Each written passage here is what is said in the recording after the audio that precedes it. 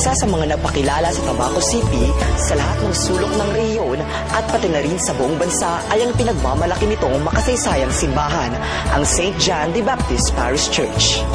Idiniklarang national landmark sa bisa ng Presidential Declaration No. 260 noong August 1, 1993 sa ilalim ng kapangyarihan ng National Historical Institute ang templong ito ng pangrelihiyong paniniwala bilang pagkilala sa ating Savior Precursor na si San Juan Bautista. Taong 1864 nang itinayo ang simbahang ito, ang mga batong bumubuo nitong estruktura ay hindi gawa ng teknolohiya. Sa halip, ito ay binuo ng mga malilikhain at determinadong kamay ng mga sinaunang tao dito sa Tabaco. Ining simbahan na ini, kaso mas kasisay nang kaabot ng mga parish priests, dahil nang gad iyang pigre-renovate. Ta primero, yung nga ni masarig.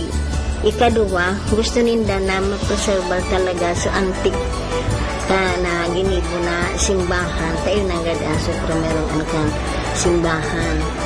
Kaya ngunyan, pati man ininganing Cristo Rey, kung mahiling nila yan, Cristo Rey Park.